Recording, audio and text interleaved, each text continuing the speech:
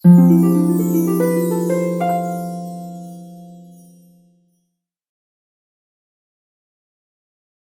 wonderful to have all of you here back to understand legal issues, which is the objective of the public interest law course. I am very excited to introduce today's speaker, Sr.Adv Devidas Pangam, Advocate General of the state of Goa, who will speak to us on the role of the Advocate General in the legal affairs of the state. Why do I say I am excited? So far, we have organized, what do you want? I'll call it. So far, we have organized several legal courses, PIL legal courses in Pangam, in Margao, but we have never had a sitting Advocate General address the course. In fact, when I requested Devidas to address you, I was not sure he would accept. Reason being an Advocate General, he has to defend the government in all matters that come, or he assigns it to somebody else. Devidas, please, I welcome you. Come sit down.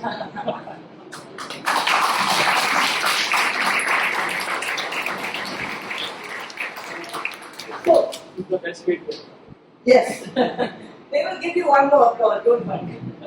So, when I asked him, you see, the Advocate General is most often on the opposite side of the cases and the causes that Goa Foundation and other NGOs bring to the court. And I thought that he might find himself in an embarrassing position, facing a whole bunch of potential activists who are going to bring a whole lot of other issues before the court, which we hope you will do, because that's the purpose of the PIL course, to empower you to get bold and to start taking legal recourse if you have a case, not simply taking problems to the court. But we very much wanted the Advocate General to address this PIL course, because while we try to understand legal issues, it's very important that we understand the role of the Advocate General. What role does the Advocate General play in legal affairs?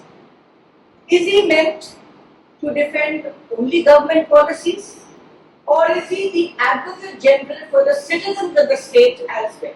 What is his role? How does Mr. Devidas Pangam understand? Can the Advocate General support PILs, or must he always take the side which says that, well, contrary to what they say, I will say this, the government says this? Does the government have to listen to any advice that he gives? Or can the government disregard his advice and do something else? And if so, does he still have to defend the government if a case comes to court? These are some of the questions and the queries which I hope the learned Advocate General will address in the talk that he gives before you. Oh, wait a minute. I have not introduced Mr. Devidas Pangam as yet. I have gone on to the subject matter of his talk. So, Devidas, if I may just call him so, is a homegrown boy. He is from the city of Maksa, and as many of us are from Maksa and the neighboring villages, we feel very proud that one of our own, brought up in our own town of Maksa, has risen to the highest legal post in the state vis-a-vis the government. Devidas's biodata states that he was a lawyer since 1995, and he has appeared in various matters involving constitutional issues, environment, taxation, and service matters. He has served as standing counsel for the Medical Council of India and the Goa State Election Commission, among other entities. He was appointed as the State Advocate General in June 2019, and he is the state's top law officer till date. I must conclude this brief introduction by telling you some of the PILs that Mr. Pangam has supported as Advocate General or has got the government to also support. One is the construction of pavements in Mapsa. You know, the clock tower going down to the taxi stand, the clock tower going the other way to the stadium. Then on both sides, if you look at it as a cross, the one going to the district hospital, the other going to St.Adv school. Well, work orders have been issued, part of the pavements are constructed and work orders issued so that citizens don't have to negotiate the traffic which is heavy on that road. And I remember that on the very first day when I took this with PIL to the court, he said this is a matter of public interest, it must be done. That was one of the cases. Another one I'd like to refer to is that the RTI Act. Recently, he told heads of all departments at a function which was held in Panjim, your role is to give information. You hardly have a choice to deny it except on the few grounds listed in the Act. Give the rest of it unhesitatingly. A completely pro-public stand. The third one that I would like to mention, there are many others, but the third one I'd like to mention, which you may not quite believe, but when the government issued orders for the takeover of 88 mining leases in the state, the lessees rushed to the court for stay, for cancellation of the takeover orders, even though that was the direction of the Supreme Court. And Mr. Devidas Pangam put up a stout defense in favor of the state's decision to take over the mining leases. And for the very first time in a mining matter, the government and the Goa Foundation were on the same side. Mr. Devidas did all the arguments, I had little work to do, and we both shared the victory that the court held in our favor. So please join me with an applause in welcoming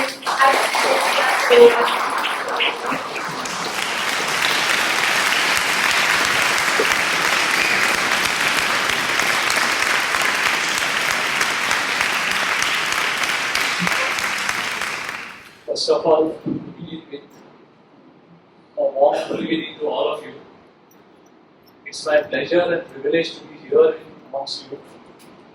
You are citizens of this country. More than that, you are resident of this town, of which I am very, very proud of. It gives me immense pleasure to be with you, and especially on this occasion when we are talking something about law and public interest. Before we start, I must congratulate Madam in front of all of you for getting that senior gown. She deserved it for long. So give her a long.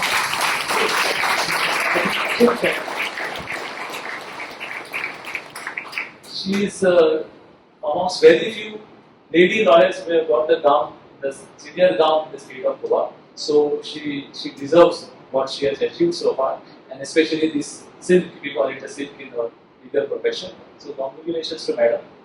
Thank you to Goa Foundation for having invited me here, and it's my pleasure to present before you the topic and the subject on which I am supposed to talk. Basically, the subject and the division of that subject which was sent to me by Madam covers few portions. First, it covers a portion about the powers of the Supreme Court and the High Court. Thereafter, it speaks about the PILs.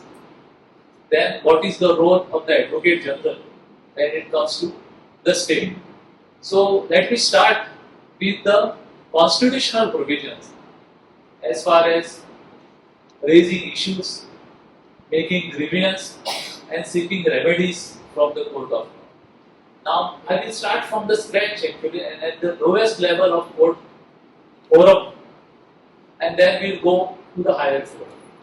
Now, in India, we have the lowest level of court system, which is in the form of civil courts.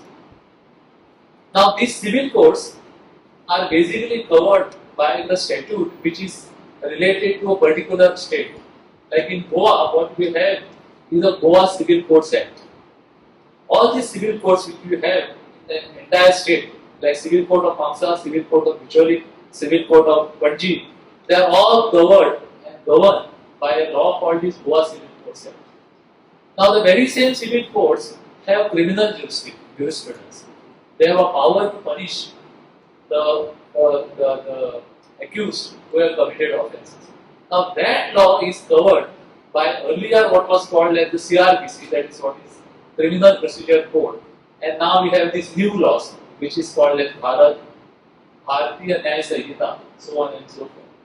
Now, this is the system of the courts at the lower level, which we call up to the level of the district court. Now, above the level of the civil court and the magistrate who are criminal courts, basically they are the same people, but they sit in different roles. When they sit in criminal court, they are called as judicial magistrates, whereas when they sit on civil side, they are called as civil judges. Now, above them, next hierarchy is of a district judge. This district judge is at the level of district, and you will have main district judge, then you have additional district judges. This is the level of judiciary as far as district level is concerned. Above district court, you have high court for the state, and above high court, you have a supreme court. And there are other tribunals, other quasi-judicial authorities on which I will speak later on. But this is the hierarchy of judicial system in India. Now, as far as Constitution is concerned, Constitution is provided for Supreme Court of India, then we have High Court, then it speaks about the District Court, and it speaks about the lower judiciary, which we see in the form of civil judges and JNFCs. But as far as High Court and Supreme Court are concerned, their subject or their power, their appointments are entirely governed by the constitutional provision. The eligibility to become the High Court judge, eligibility to become the Supreme Court judge, who shall appoint the High Court judge, who shall appoint the Supreme Court, that field is entirely covered by the Constitution. Nothing is left as far as the legislature is concerned, nor anything is left insofar as the executive is concerned. But as far as district judiciary and judiciary subordinate to it is concerned, it is governed by the statute, as I started by saying that it is governed by the Goa Civil Codes Act, and then criminal courts are governed by the Criminal Procedure Code. So this is the broad hierarchy and system of judicial discipline or judicial hierarchy is concerned. Now coming back to the remedies which are available to a citizen under the Constitution, because there are several remedies which are available to the citizen. There are remedies which are available in the Constitution. There are remedies which are available under other laws. It is not that you have remedies only under the Constitution. The majority of the remedies are provided in the other laws which are in force, whereas the major remedies which we think and which are there in our mind are in the Constitution. Now, if you see the Constitution, the first remedy which you think under the Constitution is under Article 32 of the Constitution of India, where, and kindly remember that it is in Part 3 of the Constitution, which speaks about the fundamental rights. Article 32 falls in the category of fundamental rights. So, every citizen has a right to go to the Supreme Court under Article 32 if his fundamental rights are breached, affected, or invaded. The citizen has a right to approach the Supreme Court under Article 32. Now, as against Article 32, we have Article 226. Mind you, this is not in the Chapter 3, which speaks about the fundamental rights. This is in the other constitutional provision. Now, Article 226 is what? What is it? If you read it, Article 32 compared with Article 226, you will find Article 226 is much wider. As I started, under Article 32, you can approach the Supreme Court only if your fundamental rights are affected. If your any other right is affected, you cannot approach the Supreme Court under Article 32. But When it comes to High Court under 226 of the Constitution of India, you can approach the High Court for not only breach of your fundamental rights, but for any other right of yours under any other law. And the High Court has powers to issue directions to the state. Now, state, that is another issue which I will come to. What is the meaning of the state? So, remember that provision of Article 32 is a restrictive provision, although it is very, very powerful article, but it is restricted to the fundamental rights. Whereas Article 226 is wider. The High Court, in addition to the writ which the High Court is entitled to issue, can issue further and other directions. So it is in the wider area that the jurisdiction is exercised by the High Court. Now, under Article 32 and Article 226, in the Constitution itself, they have spoken about 5 or 6 writs which can be issued by the High Court and the Supreme Court. Now, what are these writs? First writ that is spoken about in the Constitution is the writ of habeas corpus. Now, habeas corpus is a Latin word. I will tell you what is the literal meaning of it. Habeas corpus means produce the body. Corpus is body. Produce the body. What does this mean?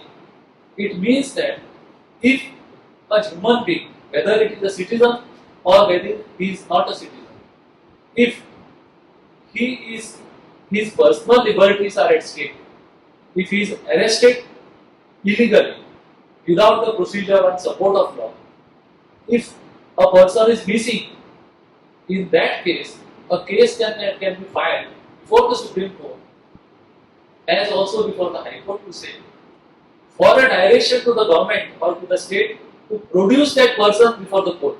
And it is the duty of the state to produce that person before the court or tell the court that if somebody is arrested by the government or if somebody is missing, what about his where he is, for what reason he has been arrested. If he is illegally arrested, you have to justify such a case.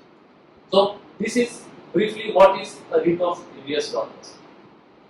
Then there is another writ which is spoken of in the Constitution, is a writ of mandamus. Now, most of the petitions which are filed in PIL are for this writ. This is the writ which is sought by most of the PILs, and most of the petitions which are filed by the citizens also, they are for this writ. Now, what is mandamus?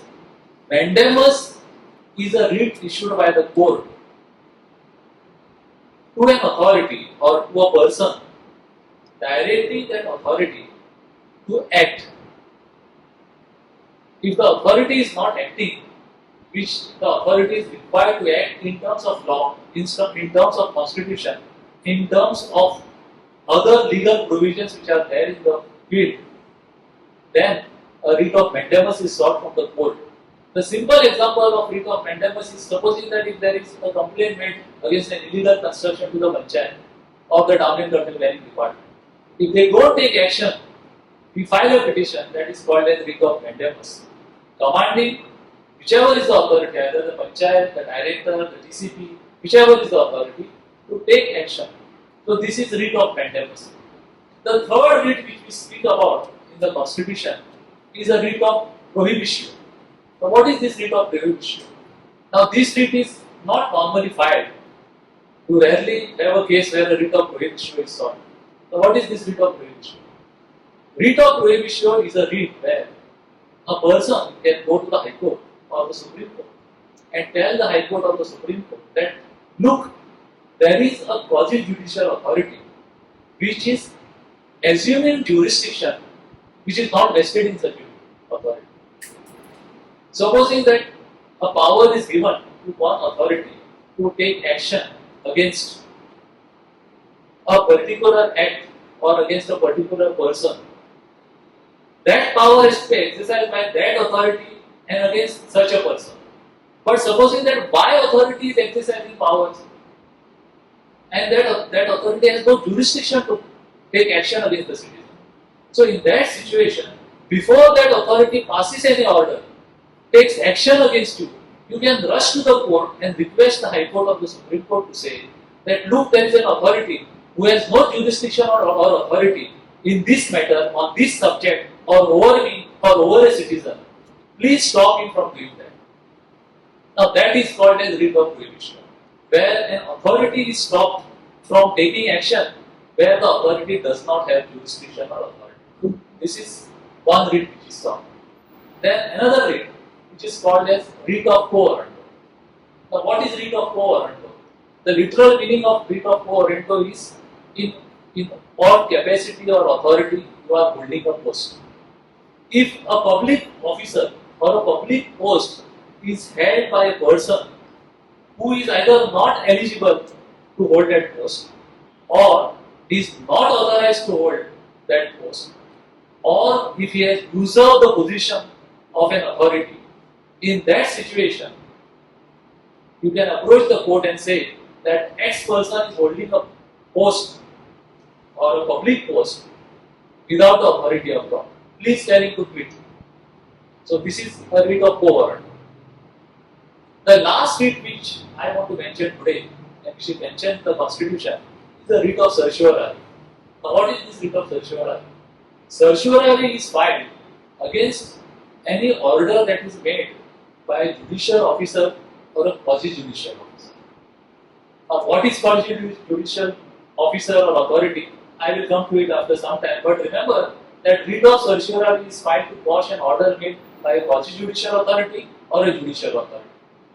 So these are the types of writs which are mentioned in the Constitution. But apart from that, any other direction also can be issued by the court, that is High Court and the Supreme Court, depending on the need of the particular case or the requirement of a particular case or the situation that has arisen in a particular case.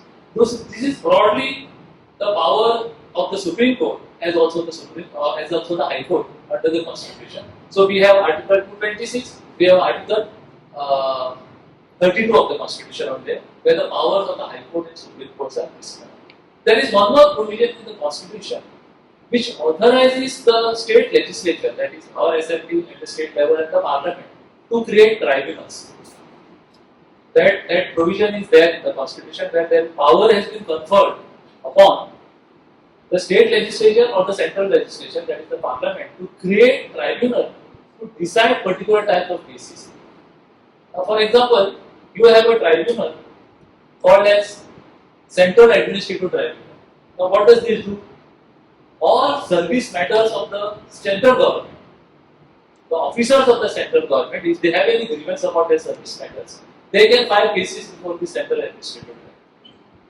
There are several other tribunals which can be created, and then when we come to the National Green Tribunal, when we come to that subject, we will talk about it. Basically, these are the remedies which are provided in the statute.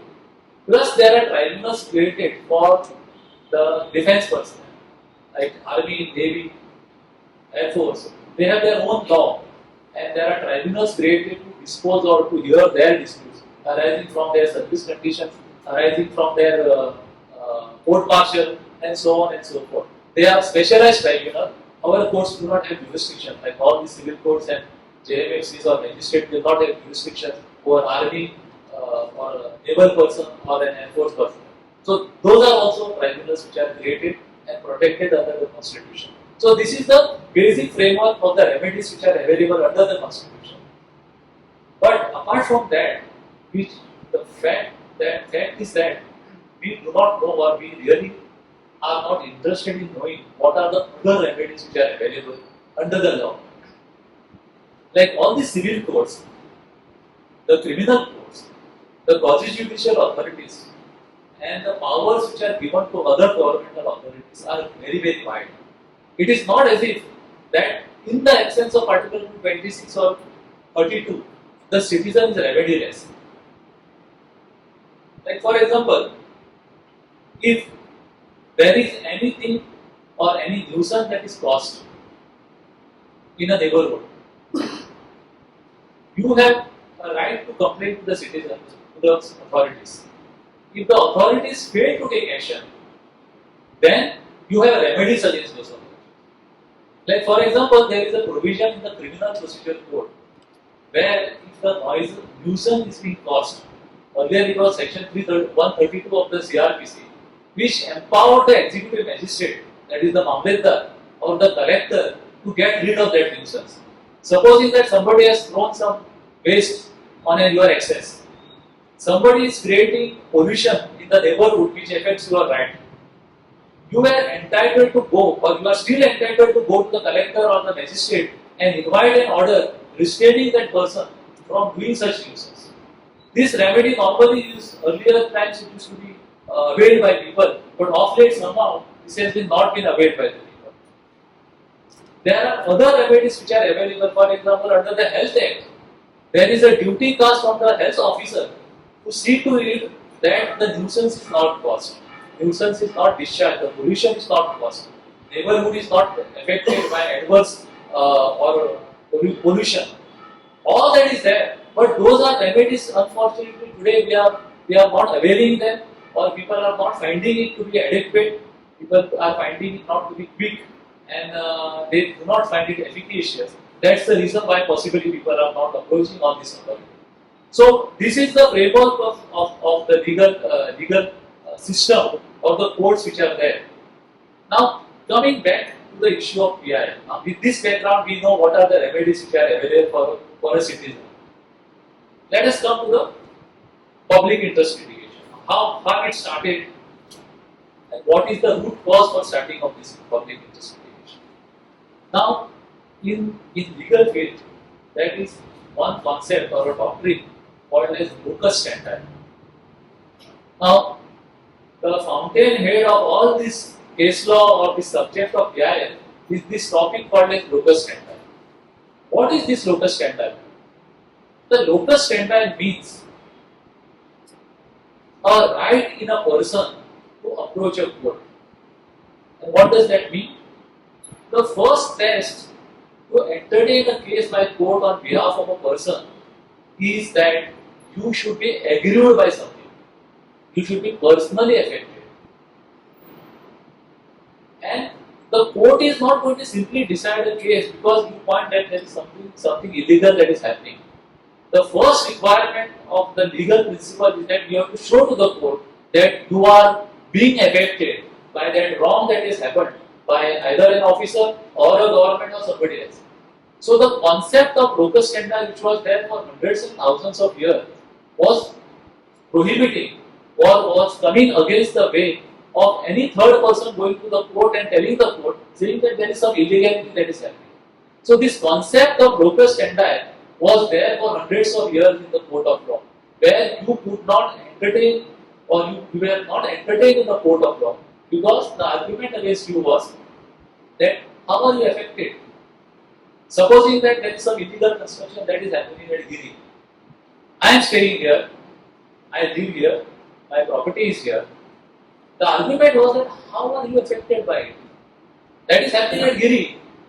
So the issue of locus was decided at the threshold and the cases were being thrown out on the ground that you don't have a locus. So this continued for a long period of time. Then it was realized by the courts that this may not be a correct thing to do.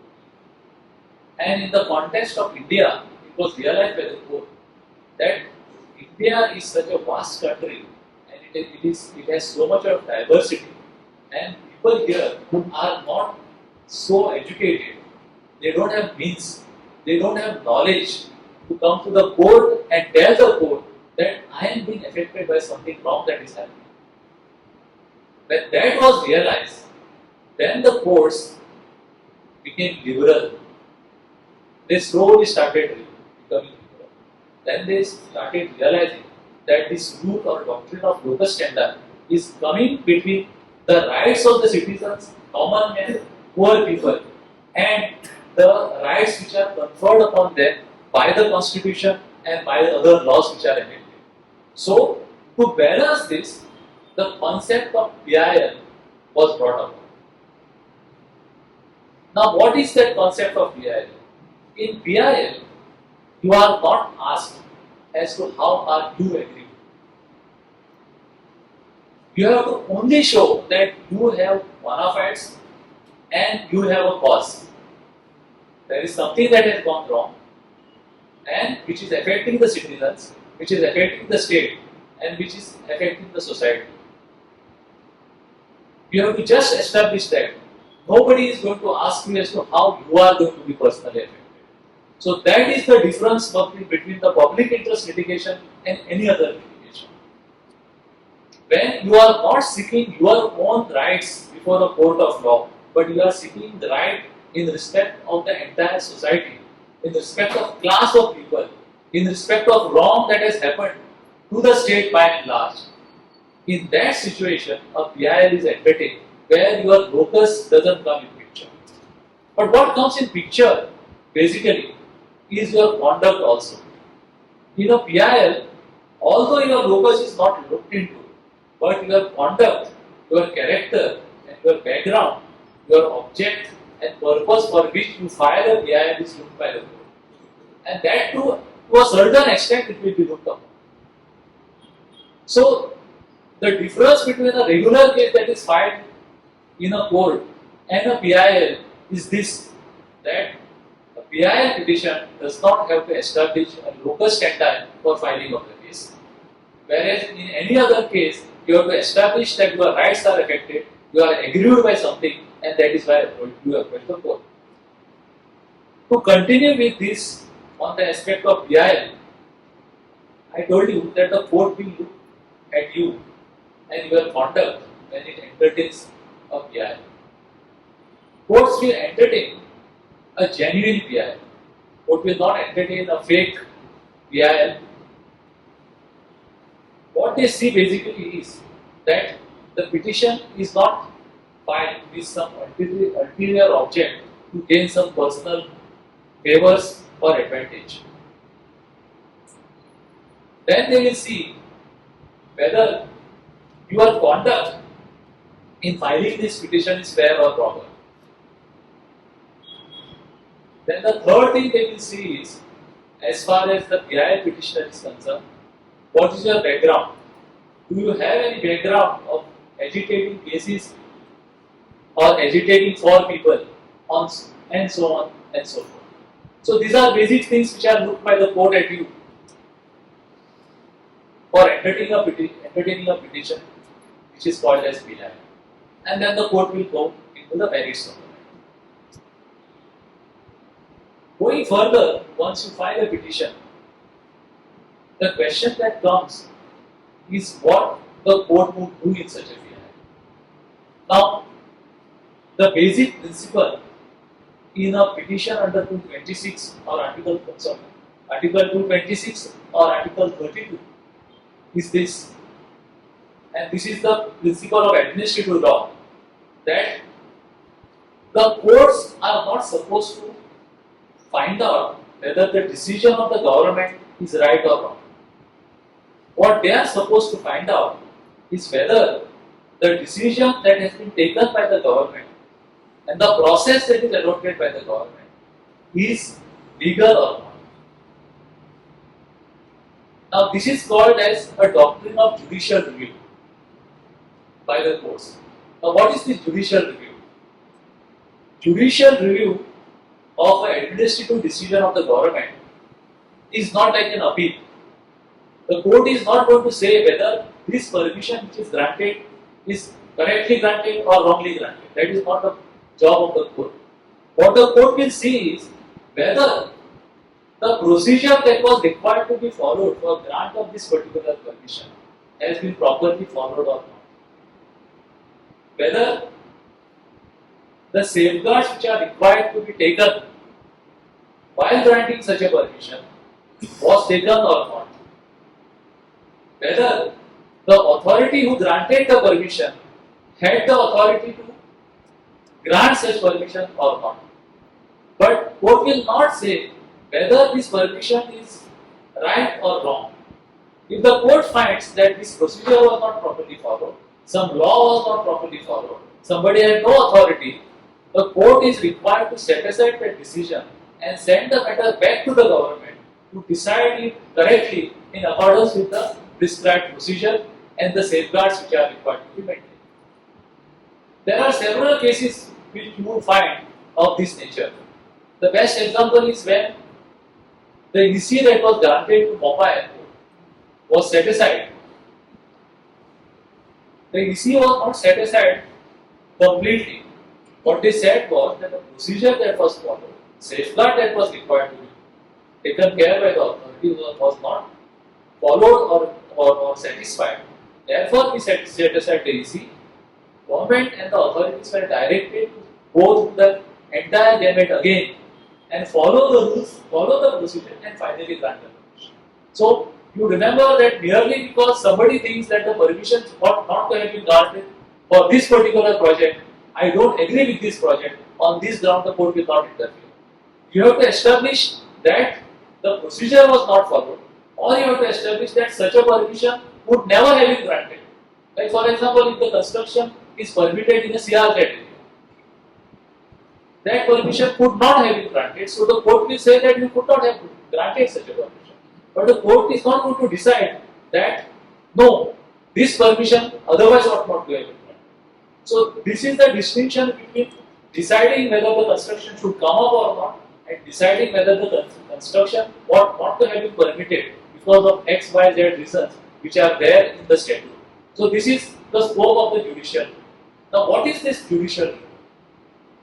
Judicial review speaks about one major principle. What is that?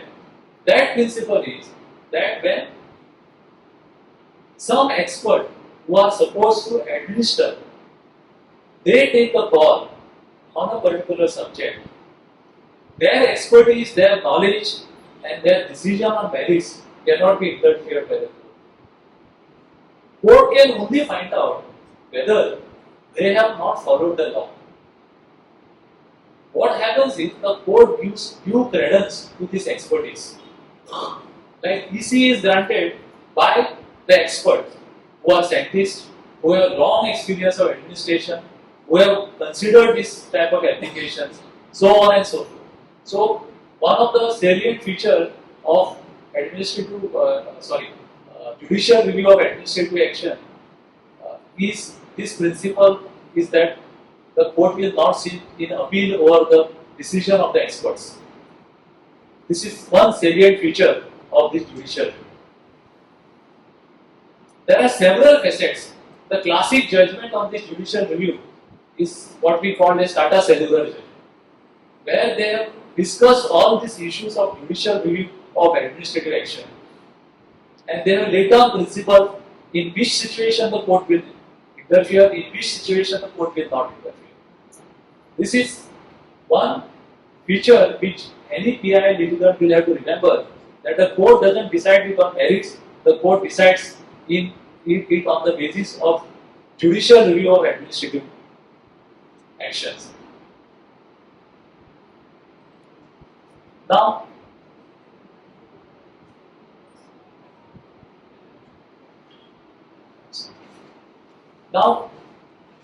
the subject is so wide, it's difficult to finish.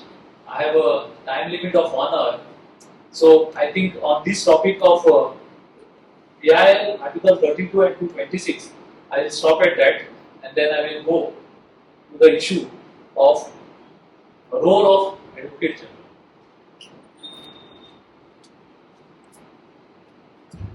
Now, as you are aware that in every state there is a post called as Advocate General, and at the center there is a post called as Attorney General.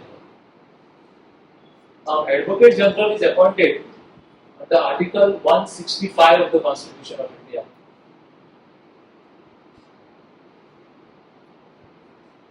And the Advocate General is appointed by the Governor,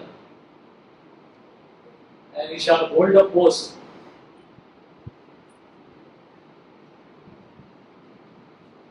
till the Governor has the pleasure of having him as the Governor. Sorry, as an Advocate General. That article is very short, it only says so, and then it further says that the remuneration of the Advocate General can be decided by the Governor. These are only 2 lines in that article. And you will get very little material on this subject. But as far as the activities, acts, duties and functions of the Advocate General are concerned, they are very, very wide. Basically, this concept of Advocate General has come from Europe. Obviously, it had to come from Europe. Our constitutional ideas are there. involved from what happened in Europe. So there was a post of Advocate General in England, in France. The roles are different, by the way.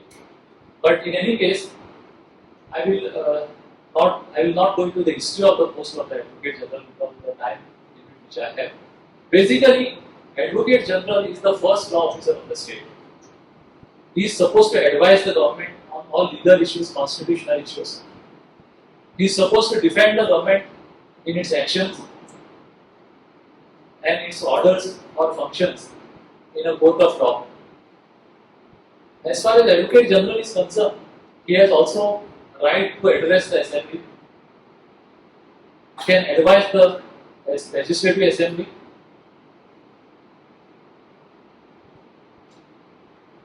But that advice is not binding on the state.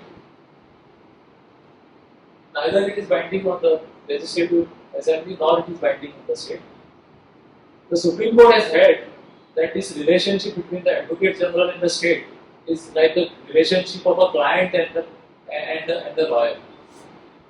But there are certain privileges and duties which are conferred on the Advocate General in some statutes. Before I come to those duties which are assigned under certain statutes, as an Advocate General, the Advocate General is not a mouthpiece of the state.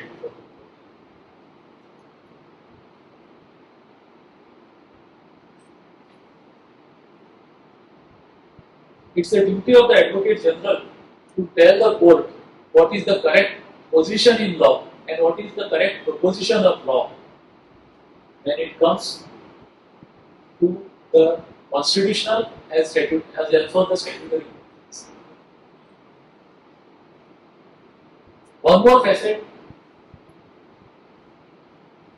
is that if a statement is made by the Advocate General before the court that is binding on the state cannot go back on that statement. Any commitment given by the Advocate General to the court is binding on the state cannot go back on that statement. Any concession that is made by the Advocate General is binding on the state. Basically, Advocate General is of the state. What does the state mean? The state means that entire system by virtue of which we have established this administration under the Constitution. The state has been defined in the Constitution also, and it includes the judiciary, it includes the parliament, it includes the legislative assembly, it includes all governmental authorities, it includes every tribunal, every possible authority under the state in the country is included within the definition of state. So when we say that the Advocate General represents the government, really what it means is that the Advocate General represents the law as such. The Advocate General has to be on the side of the law.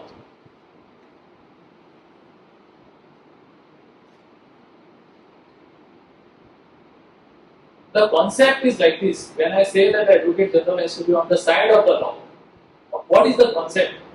The concept is that the whole operation of the Constitution, the entire machinery under the Constitution, is supposed to be an ideal situation. It is not imagined by our Constitution makers that anybody will have any personal opinions or personal acts when we administer the country. What was thought was an ideal position. All of us will constitute a state. It will be a collective decision, and the whole endeavor was to ensure that the Constitution, constitutional machinery, the law, the statute will be operational in such a manner that the whole purpose is to give benefits and welfare of the people. That was the idea. So therefore, when I say that the Advocate General is on the side of the law, it means that he should represent the true proposition or position of law before a court of law.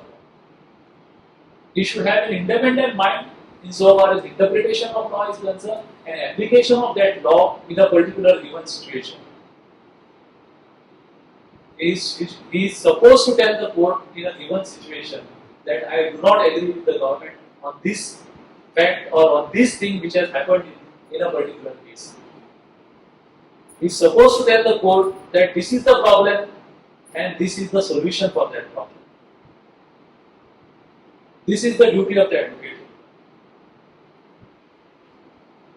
It is not necessary that the court may agree with the views of the advocate general, but it is his duty and function to tell the court what is the correct proposition of law, even if he finds what the court is saying or court is doing in a particular manner.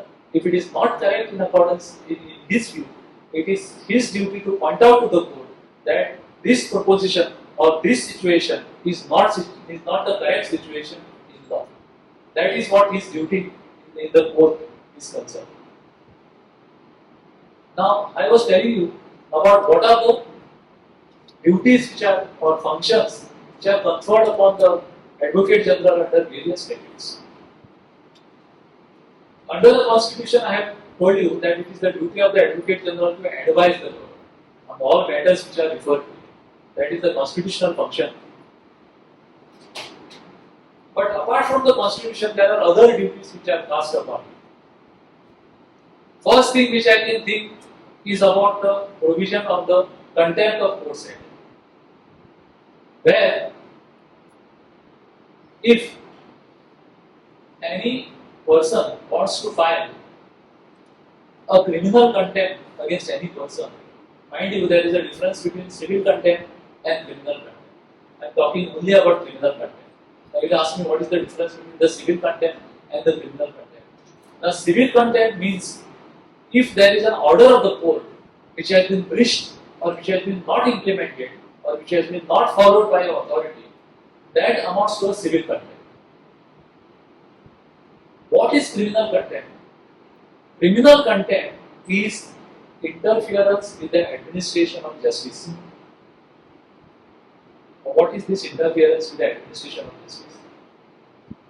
One instance is contempt on the face of the court. In a court of law, where the court proceedings are going on, somebody abuses the court, somebody abuses the fellow lawyer, he conducts himself in the open court in such a manner that it affects the functioning of the court. It hurts the majesty of the court. In such a situation, it amounts to criminal contempt. This is one type of criminal contempt. There may be many criminal contempt. Supposing that there is a court order, and while that court order is being implemented, somebody interferes with the execution of that order, it may amount to criminal.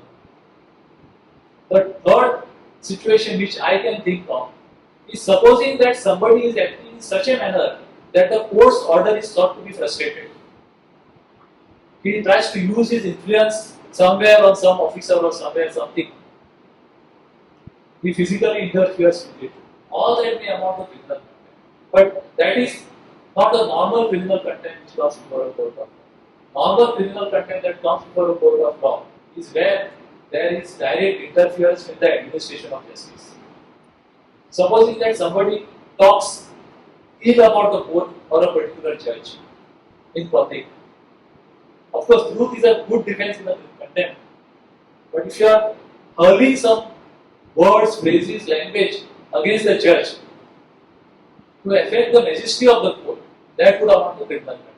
Now, in those type of cases, nobody can straight away go and file a criminal contempt against a particular person who has committed a criminal contempt. The requirement is that you have to apply to the Advocate General for a consent to file a case of criminal contempt. Unless you get a consent of the Advocate General for filing of criminal contempt, you will not be able to, the court will not entertain your case. So this is one function which is assigned to the Advocate General. Under the same Contempt of Court Act, there is another duty or function that is assigned to the Advocate General. If the Advocate General comes to know that somebody has committed a criminal contempt, the Advocate General can file a petition before the High Court and say that yes, there is a case where somebody has tried to interfere with the majesty of the court, somebody has committed a criminal contempt, I am filing this petition. This is a second type of case or a duty that is cast on the Advocate General under the contempt of. This is so far as contempt of court is concerned. We have what is called as Advocates Act. Now, we all advocates are governed by that Advocates Act. We get our license, what we call as SANA, under the Advocates Act. And to regulate our activities, we have bar councils. Like we have for Goa, Bar Council of Maharashtra and Goa, which has domain over Goa and Maharashtra. At the national level, we have Bar Council of India. Our disciplinary proceedings, our license is granted by the Bar Council of the state. Now, Advocate General of the state is an ex officio member of the Bar Council of the state. He automatically becomes a member of the Bar Council of the state. In the disciplinary proceedings against any lawyer for having committed a misconduct, the Advocate General can appear and give his say on a particular advocate's conduct. So that is provided in the Advocates Act.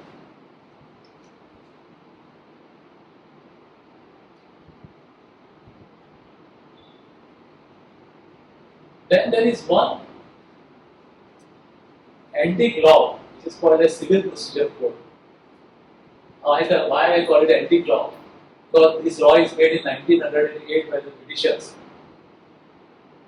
And one of the major reasons for delay in cases in India is this particular law. This law is so tedious, it has not changed in tune with times.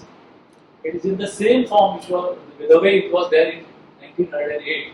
And one of the major reasons for delay in all civil matters is this law, which in my view has to be drastically amended to suit in terms of time. But that's besides the point. But there is one section there called as section 92. Now that is there from 1908. There it's a trivial section which enables the Advocate General to file a suit if there is a public trust and there is some mismanagement or misappropriation in that trust. The Advocate General can file a suit before the district court. Nobody has ever filed it in my knowledge.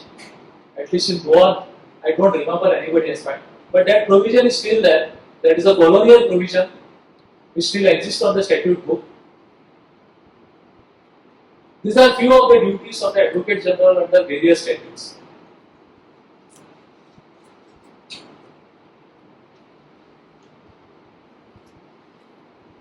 Now, it's very interesting actually. Now, when this provision for Advocate General was being discussed in the Constituent Assembly, there is one interesting speaker who has spoken about this. Because I don't know whether you have ever read the debates of the Constituent Assembly. It's very interesting. Every article of the Constitution was debated in this Constituent Assembly. And mind you, more than 50% of the members of the Constituent Assembly were lawyers. So you can imagine what type of debate on every article and every word in the article might have taken place during that time. And if you read it, you will be amazed the level of discussion that took place during that time in the Constituent Assembly, and they were aware of possibly every problem which we face today and possibly every problem which we may face in future in next 50 years. They were mindful and thoughtful of every possibility. I will read only one passage as far as the post of the Advocate General is concerned. When they debated, they proposed an amendment to the existing, the one which was presented in the Constituent Assembly. But ultimately that amendment was disallowed by majority. But the level of debate that took place in that Constituent Assembly was amazing. If you ever get chance to read it, please read it and you will realize our representatives at that time, what was the level, how imaginative, how knowledgeable, and how they were concerned about the country and the people of this country and the smallest person in this country. So please, if you get a chance, please read it. Now, as far as Advocate General's post is concerned, I have taken a print of this discussion. there were several suggestions which were made as far as this article is concerned. In the draft constitution, it was called as Article 144A and 144. But ultimately, when the constitution was finalized, it became Article 165. But what is amazing in this article was one discussion and one speaker, Mr. P.K. Sen, has spoken and given a lengthy speech on this post. He was insisting that the Advocate General should be made a member of the Council of Ministers. According to him, the portfolio of law ministry should be given to the Advocate General. And he has given this lengthy speech. I will not read it, but he was really arguing to say, and his argument was this, that the opinion of the Advocate General is not binding on the government. And if you want to make it binding on the government, it is better to make him the member of the Council of Ministers. Otherwise, what will happen is there will be a legal luminary who will give his legal opinion, which would be ignored or discarded by some elected representative. Such a situation, according to him, was not contemplated. So, his insistence was that he should be given the portfolio of the minister and should be at the level of the minister. That was his demand. But ultimately, that amendment was defeated by majority. It was rejected. So, this is only for the sake of history and some interesting fact. If this amendment was granted, possibly I would have been in a better position. But thankfully, it is not granted. So, not many things I can say, but we have constraint of time. So I think I will conclude today's talk on this particular subject. I'm sorry if I missed out something on the aspect which I have spoken about. I'm surely I have missed out so many things because this 1 hour's time is not sufficient. Thank you very much for listening to me patiently and giving me this opportunity. Thank you.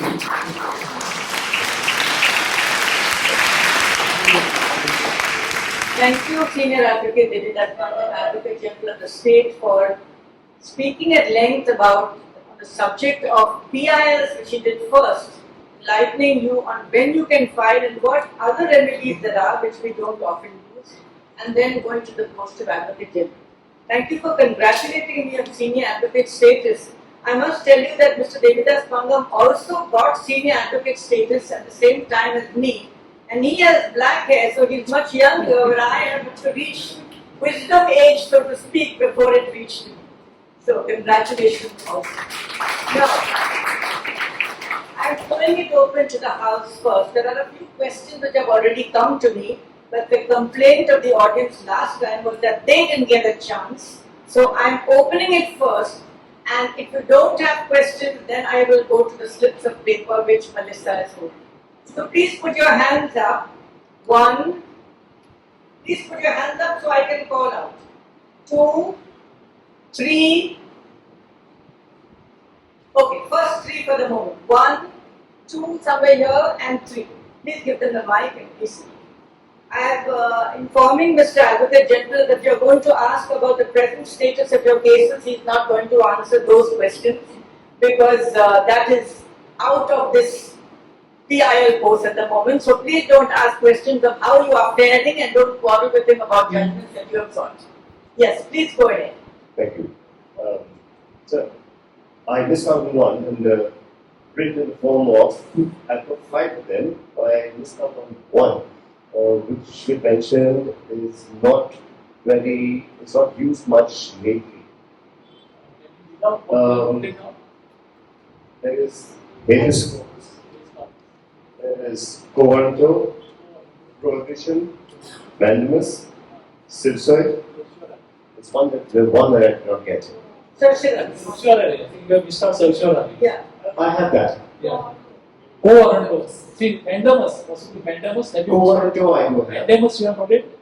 Mandamus, yes. Well, Habeas corpus, yes. Yes. Prohibition, yes. yes. Covenantal, yes. Yes. Suicide. Yeah, that's all. You have covered it. Five minutes on mine. There's one that you did mention somewhere where you've not heard of people using it lately for a long time. No, prohibition. That is prohibition. Thank you. Okay. All right. Here there was someone, yes please.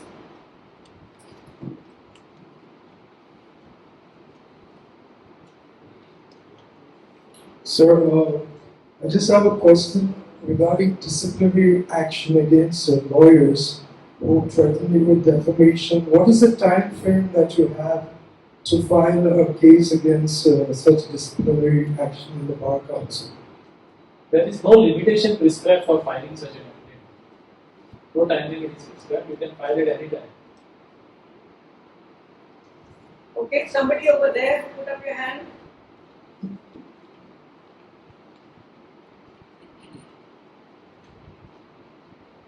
Hi, sir. So this is regarding what you said about the criminal contempt and civil contempt. Now, you said that the Advocate General has the power that if he sees that there is a criminal contempt to start a, initiate inquiry on this court. Does this also apply to civil contempt? No, it doesn't. It doesn't. It doesn't. Okay, and just one other question is regarding the Advocate General laws. Now, you said it is not binding even on the Legislative Assembly. Now, when the Legislative Assembly, when they have talks regarding the amendments or regarding anything, is it binding on the Advocate General to step up and speak if he is present, or they have to ask? We have to ask. They have to ask. They have to invite. They have to invite you and then talk about it. Thank you. Okay, while some, alright, here's the lady there.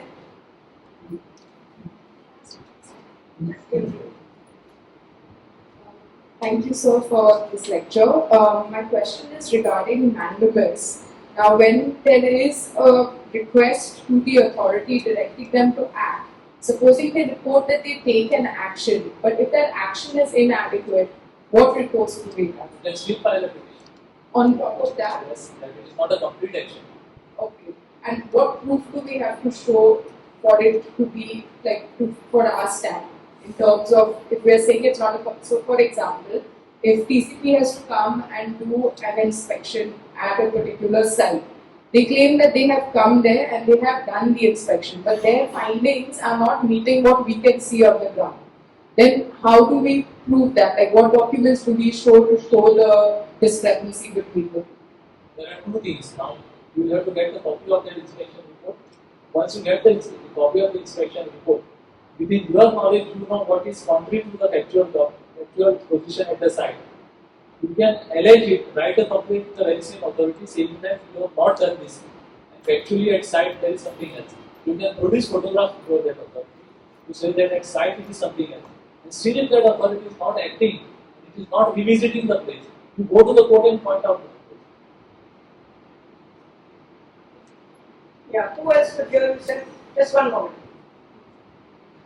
Sir, regarding service matter, we have to approach tribunal or high court. As far as Goa is concerned, there is no administrative tribunal, but there are internal appeals which are provided. Supposing that somebody has been punished by, let's say, his scale has been reduced by one position, you have an appeal to the next higher authority in your very department. Once you go to that appeal, if the appeal is decided, you can come directly to the High Court. Central something central. That is for central government. With the employees of the central government, you have a complete remedy before the central administrative tribunal. I made a distinction between the employee of the state government and the employee of the central government. Yes, ma'am. Thank you so much for the lecture. I really enjoyed it. Just wanted to ask you regarding the antique law. Since it's not been effective since 1908, has there been any reason why it has not been amended, why it has not changed? And it's been the reason for all the delays that we've had in our legal system. Any thoughts on that? See, I have said that it is not changed. Basically, what I meant was that we want a completely new law on this subject. But there are minor amendments here and there which have taken place, but they have been not able to answer the problems which we face on day to day. There are two amendments which I can straightaway talk about, which have helped a little bit, but they have not given us a complete solution. One is they have brought about amendment insofar as commercial litigation. That has given some solace to commercial transaction. Then they have brought about amendment to some portions of evidence act, where instead of going in the witness box and orally giving the statement, see, in the witness box you have two types of situations where you have evidence in chief and evidence in cross examination. So that first stage or first level, that is called as examination in chief, is done away with. You can only file statement and affidavit, and then thereafter cross examination takes place. So sometime they have saved on that now, but it has not solved the problem. You require a complete revamp. In fact, you require a new law on this subject. It's more than 100 years. It's more than 100 years. So, but any effort made by state governments across the country, something that you know about? There are efforts being made, but what happens is we have not able to find an alternate solution. What happens is when we are used to a particular system, first hurdle which is there in our mind is to change. We are hesitant to change to something new. There is always an opposition from particular sector or a particular class of people. We have to work on that. But secondly, most importantly, we have been not able to give an alternate solution as of now. Despite best efforts being done by several people, it has not come up well as far as alternate solutions is concerned. We hope that on some day we will come out with a perfect solution to this problem. Sorry to put you on the spot, but what is your opinion? What is the hurdle that we are facing? One hurdle is, as I see, that there is a lot of mental block as far as lawyers are concerned. They are used to this system for 100 years. To change to a new system, the lawyers as well as the judges, they are actually finding it difficult to accept a new system. And then they think that if you do X, then Y problem will arise. But that is, I think, part of our development. This is there in every field. We are bound to face problems. We have to overcome it. And somebody has to some way rise up and say that enough is enough.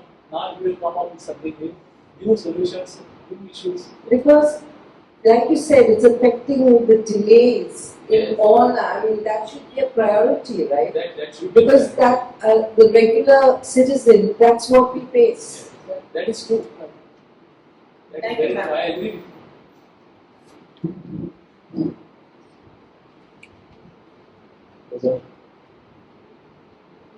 Good evening, sir. See, sometimes the High Court gives direction to the lower court to finish the matter faster because it's taking too long. What is the limit? Because I have a case which is nearly 40 years old, and because the directions are given, the judge every 1.5 months he takes a hearing. You know, and I have to pay the lawyer. So I told my lawyer to just give a long date. How much is the time limit given by the court, by the High Court to finish it? Within how much time? I don't know, the case is 40 years. No. In your case, there is a direction given by the High Court Yes. to finish it quickly. Yes. How much time is given? I don't know. So it depends on that. If the High Court has given 1 year's direction, possibly it will go with that pace. If the High Court has given 3 months direction, it will happen faster. But you are saying that fast or early rates are creating problem for you because of the economic reasons. No, not only that. I feel that this thing is one of the Mamladar. The reference is made to the Mamladar. It's a tenancy case. It's not a tenancy case because it's a short pen. So short pen doesn't come under tenancy. But how it has got to the Mamladar then? That means somebody has claimed tenancy. Yeah, yes, tenancy. Yeah. But tenancy issue cannot be decided by the civil court. It has to be decided by the Mamladar. The law is that the civil court will refer this issue of tenancy to the Mamladar. Yes. But there are directions issued by the government also as well as by the High Court to finish these tenancy cases in a time-bound manner. It's not happening. Time bound how many? And Within the High Court, within 1 year's period. it's for 40 years. Maybe. No. My father expired, my brothers expired. No. The person who was with you also. The directions are given 2 years back. 2 years back to finish tenancy matters within 1 year's time. No, I don't know when the direction is given. The direction is given to the High Court. Oh, sorry, the court. So there should be a time period. So should I go and find out how much time is there? In your case, the civil court cannot decide the matter unless the Mamladar's issue is referred back. Correct. But they cannot give a direction to the Mamladar to finish the. There are already directions given by the court as well as by the government to the Mamladar to finish it fast. So it's not Sir, happening. you find out some more details about your Okay, matter. okay. Yes, certainly. Yeah. Yes, ma'am.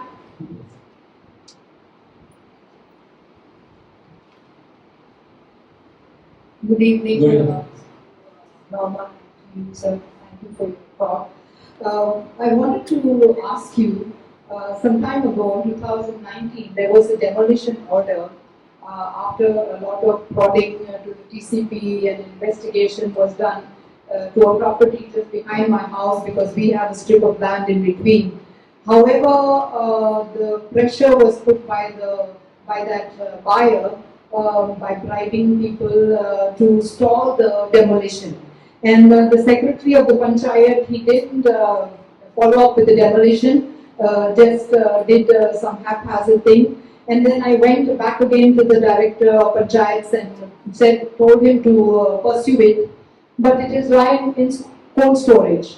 So now the buyer, the seller has now gone to the fifth buyer, and he's trying to put me in trouble now because he sold it to a Delhi party. He said, I'll take care of her. So how do I handle this? I can answer this, but I think this is a personal question. Better you consult your lawyer who will advise you. I don't have the means to hire a lawyer, so what should I do? That's why I'm asking you. I'll tell you. All ladies in the country get free legal service. You just go to the High Court, you will get a good lawyer. They will appoint a lawyer for you. Okay. Yes. Thank you. Alright, before I take your questions, and let me do a few which have come up here. I think people don't want to stand up and ask this, but I'll ask. Advocate General, you have said you have to be on the side of the law. If you have to be on the side of the law, then why maximum illegality is done by authorities and the AG is slow in giving reply of the state, and these cases get disposed of without a state reply? May I know the person who has asked this question?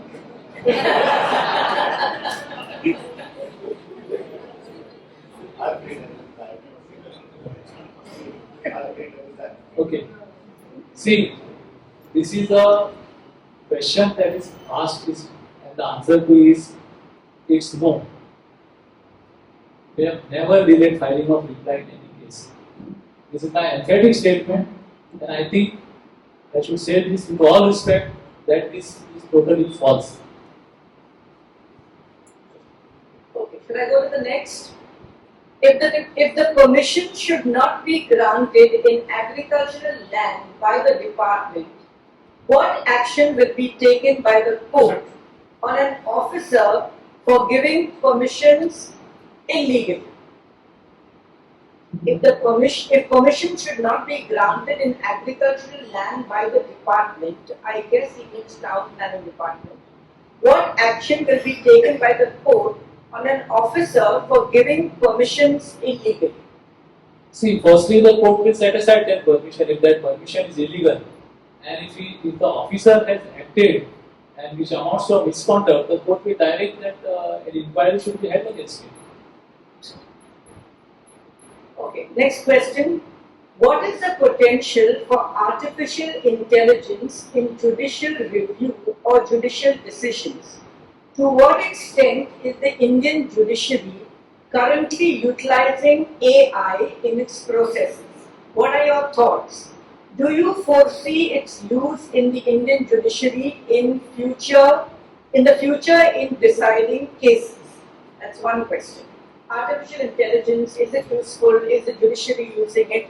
As of now, artificial intelligence is not being used, but it may be useful to a certain extent.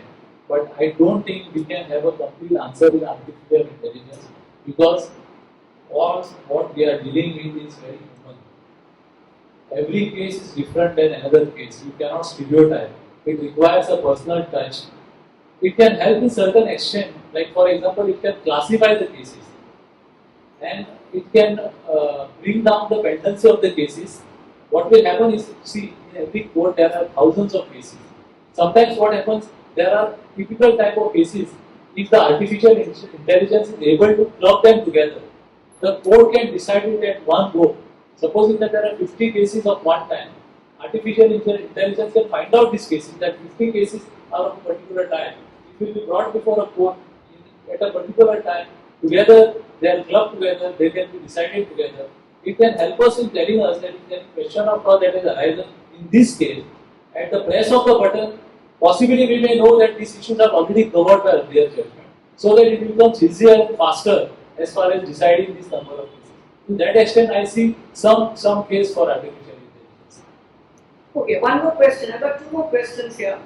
If a complaint regarding an illegal construction is pending before the NGPDA or the Town Planning Department, can they refrain from taking action or inspection of the premises by giving the reason that the owner of the construction has been granted an ad interim stay from the Directorate of Panchayat with the appeal remaining unresolved for over 4 years without any hearings being held? I must tell you that as far as this issue is concerned, last week on Friday the High Court has taken a suo motu cognizance, and today I have argued this matter. The arguments are incomplete, which will continue tomorrow. The High Court is seriously thinking of taking all these issues together in one PIL about all illegal constructions which have happened and which may occur in future in the entire state. They are going to pass some sweeping orders. They are going to take measures. What preventive measures can be taken? They want to provide for a complete mechanism to all these problems which are faced in the state of law. So just wait for some time. I hope that something good will come out. Yeah, they are grouping the matters together, and they are also saying that we will look at disciplinary actions also. So they want the Advocate General to advise them first on what are the legal provisions, what possibilities are there before they take a decision. Yes, sir. Somebody put up their hand there. 2, 1, 2 for the moment. Yes, please. My question. Give him the mic. Others can't hear this. Question is, can the GPDA refrain from taking any action, saying that the matter is sorted as before whom? Before the Directorate of Panchayat? No, it cannot. They have to go to the court. Go to the court. Okay, well, here there's a gentleman who put up his hand long. I know somebody else is good, but I don't know if this has happened in Goa as yet, but in several states and perhaps the union government as well, we are seeing that laws are being used or misused in a way that the process becomes the punishment. I would like to know what your thoughts are on this and what the Advocate General or Attorney General should be doing about it. so what do you mean process becomes a punishment? Just I mean, to give an instance, the death of Father Stan Swami and recently of GN Sai Baba. These deaths occurred ultimately after such a long period of time, and after the perhaps because of the imprisonment without bail for that period of time, the man died. Okay, understood. What is the question? This is the fact.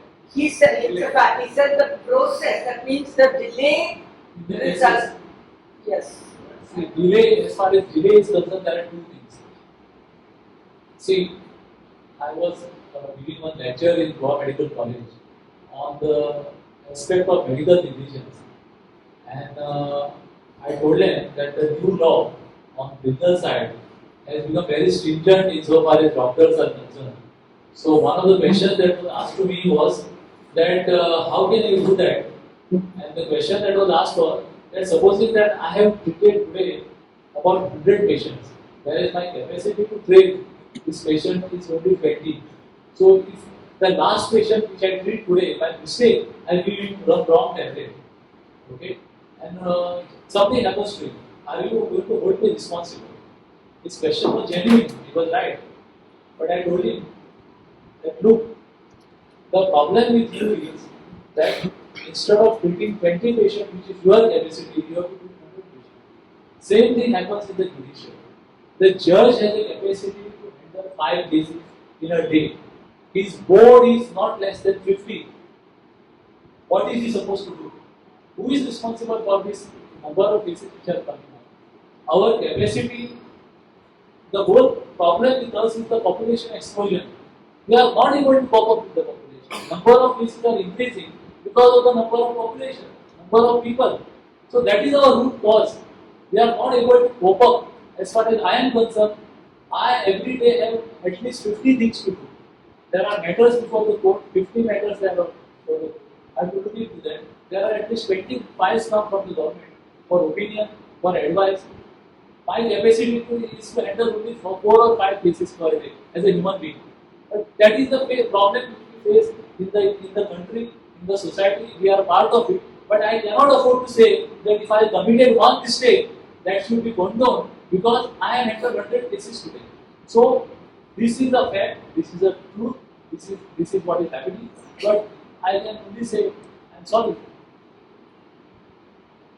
Okay, I have a question. Just wait, sir. Before this, there are some ladies. One minute. Yeah, there's a lady there, there's a lady here, and then there's Sabu. So thank you for your talk. My question is with regards to judicial review of administrative action. You said by virtue of the principle, it allows, say, a scientist, Experts. or say experts. But my question is related to, say, a scientist comes with an EIA report.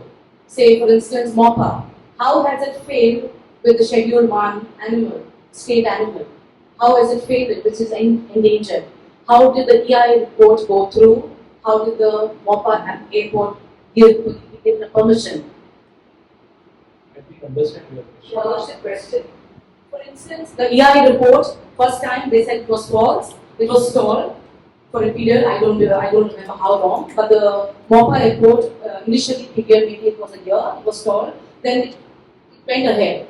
How did it fail knowing the fact, how did the airport go through knowing that the fact that the state animal, the Indian boar, exists in that area, which needs complete protection as per the Schedule 1 of the Wildlife Protection Act of 1972, considering that it's endangered. How did the system fail it? Report failed. Yes, the report. So how do you hold the scientist, the expert, accountable ethically? Who is responding to this? Nobody. So the EIA report is by the scientist, by the expert, right? You said judicial review of administrative action. If I may, I'll quote what you said. When an expert takes a call on a particular subject, the court cannot interfere, right? So by principle, if that be the case, if the EIA report first time was false, the project was stalled, how did it go through again? How could we have a MOPA report knowing that the... We have not understood the principle. See, But my question will... please understand, the EC is approved by experts. Okay. Okay? So the court is not going to interfere with that expertise. Who are the experts who have granted the EC? Yes, I got you, sir. Court is not promising, you are mixing this up. Yes. The person who prepared the report is somebody else. EC is granted by somebody else. So Okay. after the report is submitted, there is a committee who decides about the grant of EC. They are supposed to be experts. They have granted the permission. Therefore, the court will not interfere with their expertise. So how do you make the court? Now I get you. Thank you. How do you make the court hold somebody accountable? Somebody has failed the Indian court, which is supposed to be protected. That is It's a state animal, sir. So which is part of the ICN. That I am saying that there are two things. The court is not going to decide Yes. whether that dog is in danger or not. That is not for the court to decide. That was supposed to be decided by those experts who granted EC. Yes, And sir. the court cannot interfere with their decision. So my question is, sir, how do you make those people of the EC? How do you make them accountable? How do you make them responsible for something? See, the court goes through the process. If they have held the meetings, if they have looked at it, if they have examined it, then he says the court doesn't go. Unless they didn't hold any meetings, did not call for a report, did not do these things, then the court falls. I'm speaking as a researcher, not as an advocate. So as a researcher from the science background, as a scientist myself, not with animals, but I think it's a state animal listed in the endangered. I'm not saying the court has failed. Therefore, How do you make them accountable? Therefore, the court doesn't agree with you. Court agrees with the experts. So therefore, that's the same principle comes in picture. That the court will not sit in appeal over the decision who granted the EC. This is your personal view. This is the view of the scientists who have given. It is not binding on that expert committee. And whatever is decided by the expert committee is binding on the court. Okay, next question. So my topic was on entity, which was a topic for this session. And my question is, Goa being known for the greenery and biodiversity of Goa, why there is no entity in Goa? Because all the cases have to be taken outside Goa. See, that is the discretion of the central government, which court to form, where to sit, all that is somewhere it has to sit. Now you can't insist that High Court is in Panji, somebody who is sitting in that is a remote village of Alvares, he can always argue, no, why there is no High Court in Alvares? It should have been there in Alvares, why it is in Panji? Why Supreme Court is in Delhi? Why there is no Supreme Court in Panji? So it has to be left to the requirement and the persons who are deciding where there should be a city. So there is no hard and fast rule. Somewhere it has to be there. Within the economic means, within the financial capacity of the state and the government, it is decided that the court of law has to be sitting at a particular place. You can't insist, there is no right in you to say that the entity should sit in Goa. You can make a request depending on the capacity of the government and feasibility. The government can have an entity here or they may have a circuit city, but nobody can insist it as a matter of right that the entity should be in Goa. Thank you. So my second question was like, if there is a village problem, we can complain to the panchayat. But if the panchayat doesn't take any action, we can complain to the Mamlatdar. But what if the Mamlatdar doesn't take any action for years and we have to knock their doors for many years? That's what we are all speaking about the same thing. If the Mamlatdar is not acting, if the director is not acting, come to the High Court. So for High Court, we have to run after them for 40 years, 50 years. What is it? That is not correct. 40 years, who has told you that 40 years and 50 years? Why is it being run for so many years? There is no action. Sorry. Our case is going on for several years. What? So our case is going on for so many years. There is no action. Where is going on? In the directorate of court panchayat. Director of Panchayat. That is what the court is seized for. We are talking about the same case. That the High So Court. every time we are given a date, then again it's cancelled. 40 years it can't be. And it is Because the Panchayat itself is formed in 1993. As a matter of speaking, with this Savio, come on, let's run around faster. Too many hands are coming up. Good evening, respected AG. I really appreciate the talk that you given. It was mine. Really, truly appreciate it. My question is that you rightly said that we have this population explosion and we have so many cases that are pending in all the courts, including High Court, Supreme Court. I need to know what is your opinion about mediation, because it's very, very relevantly, it's mentioned in the CPC Amendment 2001-89 section, awareness that has to be created to the public to understand how to go about with their cases rather than just going to court for any silly matters, sometimes I would say that. Thank you. It is a very, very interesting and important point here. Unfortunately, we have not made a headway in this direction as far as mediation is concerned. In India, somehow the culture of mediation has not grown. There are no experts in the field who can do good mediation. We require some expert to come in the field and go into this direction. But I must tell you, in my lifetime, I have done one mediation. I was appointed by the High Court to mediate many years back, around 10, 12 years back. I succeeded in settling that matter, and you can say that I was 100% actually my result or my efforts are 100% successful. So one mediation, I was successful in settling that matter. But you are right, it has not picked up. One thing is arbitration has not picked up in India, mediation has not picked up in India. Somehow these two fields we are lagging. But people like will make a difference. And hopefully in the near future we will get some good success. So I feel that we have this adversarial concept and advocates strive for that. But I think that in the medieval times, India was the leader in mediation. Yes, very true. Why can't we get this back? Very true, because now we have, I don't know what is the reason. What do you mean to say that?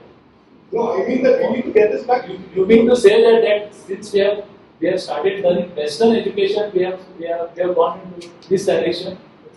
Possibly, but I feel so that maybe we can at least have some kind of Actually, you should have one lecture of mediation here. It's a good idea. See, people think that mediation doesn't give them the exact force of the law which they would get by a court document. Whereas mediation can save both sides a lot of money, come to some kind of a compromise, and I think the courts also endorse it in that. Yes, they endorse that judgment. In fact, in commercial disputes now, mediation is compulsory. Before you file a case, madam, Yes. the Commercial Codes Act, Yes. in a commercial dispute, before you file the case, unless there is urgent relief you are seeking, you are bound to go for mediation. You have to complete that procedure, then only you can file a case. What about family disputes, divorce and stuff like that? They don't make it compulsory. That is post-filing. Alright, no, Savio, no further question. Not more than Thank two you questions. very much, sir. Yeah, there's somebody. Please look there. There's one, and then later the man in front of him.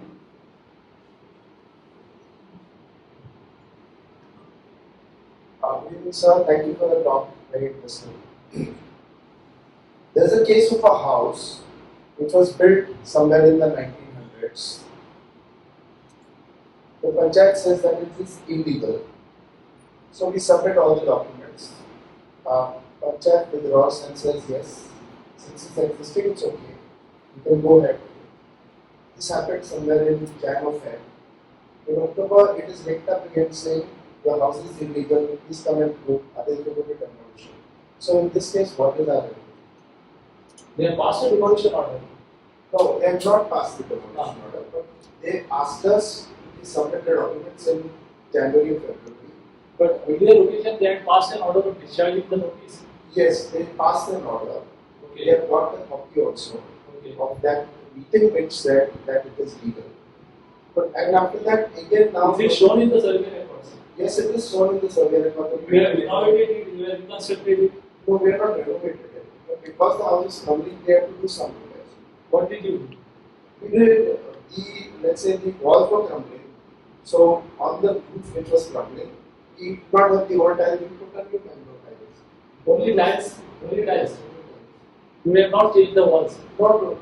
Walls are intact. Yes, and we have told them you can come and you can also take a survey of the walls, whichever way you can identify how old these walls are.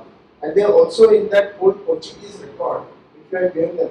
Portuguese can get the Anyway, see, there are two things. One thing is you can reply to them, pointing out that it's an old structure, it is shown in the survey record.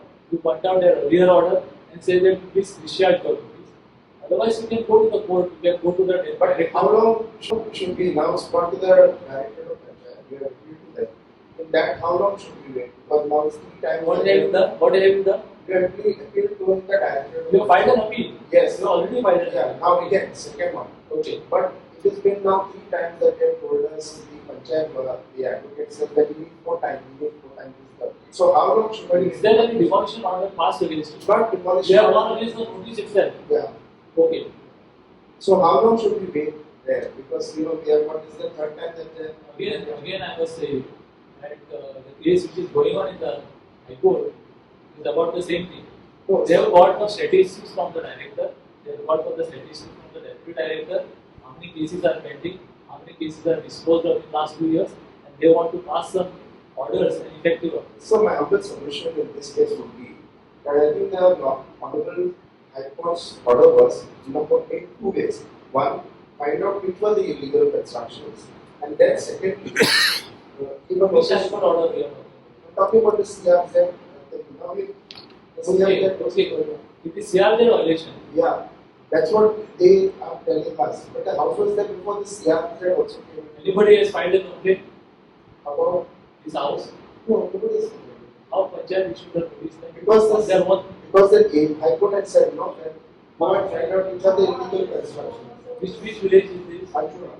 Okay. So That's a hotbed of trouble. And unfortunately, I'm saying that I need your help. So my response. If you are on the side of the rock, we will certainly help. Yeah, there because we have got all these papers in place. So have you changed the plea? no, not at all. Whatever is there, the plan is there. We have submitted all that. See, that must be the case, I think, where the High Court has set aside all those resolutions of the Panchayat, where they discharge the show cause notice. Right. You remember? Yes, In one shot, they said that all is legal. That the High Court set aside the order of the resolution.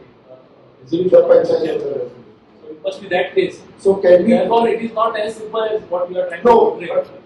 but my question was that if the panchayat at that time, when passing the resolution, was satisfied with the documents that we gave them, that it is legal, can they go back and say now that it is illegal and again call for those Well, documents? there were a lot of similar resolutions and the panchayat scrapped everything, the High Court told them go back. So they have therefore gone to all the resolutions again and issued a fresh show copies. I think you just have to take your case and prove it before the director, say that this is what it was.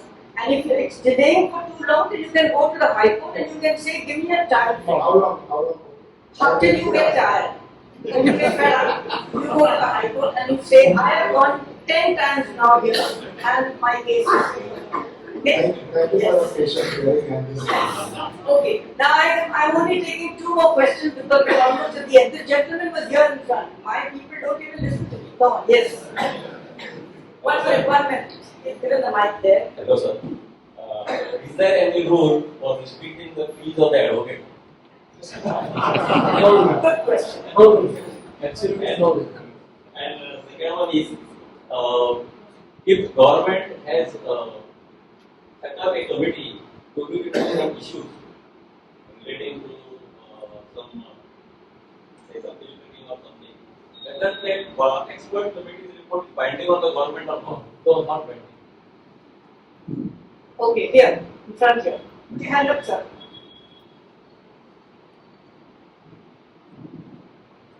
Thank you for giving me the time. I have a question which I would like your advice on.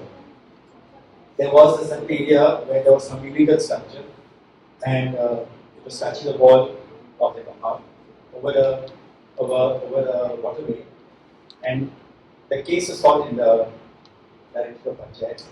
Finally, they came to the conclusion that that should be demolished, sent it to the Panchayat to do the needful. Nothing is happened. Is that contempt of court? Can contempt of court be held on that, sir? Is there an order of the High Court Yeah, to demolish it? not the High Court, it came from the director. So that's not. Then issued to the That's not contempt. That's not contempt. So in this case, how is the Panchayat would be held? You go to the High Court. It has been taken to the High Court. Yeah. You go to the High Court and say that the Panchayat is not implementing the order. It has happened twice.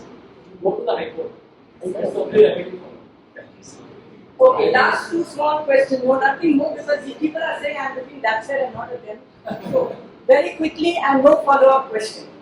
Take the mic quickly. If the High Court, Speak into the mic, sir.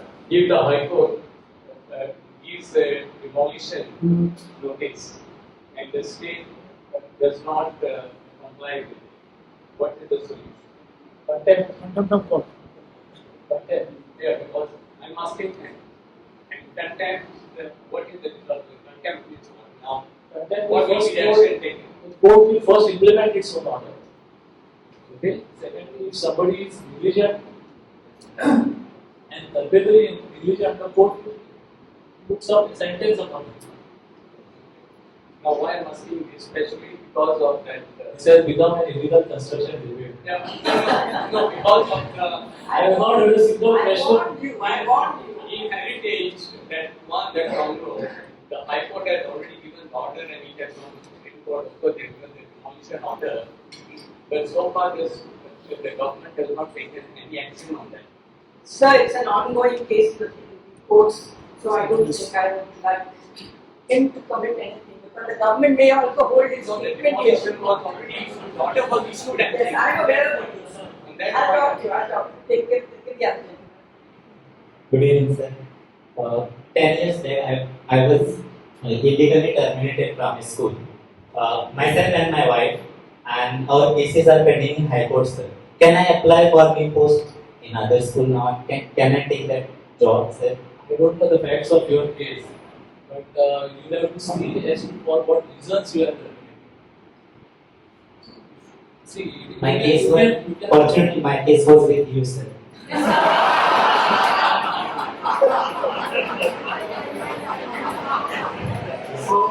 So it's not the owner to talk about your case. Yes, sir. Can I apply for new? Sir, you can discuss with him. So I think now it's getting more and more personal, and that's the bottom line of the whole thing. So may I request the Director of Goa Foundation, Dr. Alvares, to please come and thank the Advocate General on behalf of the foundation and on behalf of all.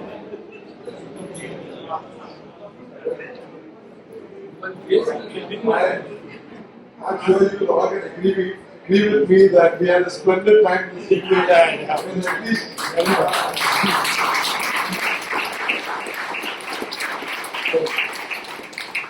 one thing that we like about him is he's very clear. He knows what he has to say, and he says it with a mouth. We have to thank. I mean, Norma mentioned the way he handled the. I mean, it was this is Abhijit Singhvi on the other hand, on the other side. Abhijit Singhvi, the one who appears in all the Supreme Court matters, and Devidas put him effectively in his place. I mean, he repelled every argument that they brought up challenging the 1987 Act, which had removed all the leases and so on. And then after some time, I went and asked his assistant, Simon, I said, but are his notes somewhere? And have you, she said, we have no notes. He just argued like this. So I felt that is something that I felt deprived because as a litigant, I normally like to have what are the arguments somebody has done. If they have done extraordinary arguments, we have a copy of them because we can rely upon them. But there, I mean, if I knew that this was going to happen, I would have taken a recorder and recorded whatever he had said. Anyway, thank you, Devidas, for the extraordinary lecture which you did. And then I asked Siddhari to please give you our oracle. On behalf of the participants, we give you all something useful, no flowers or anything, but you could go and thank you guys. Thank you very much. Coming in. Yes. Thank you, everybody. If I have said something untoward, sorry.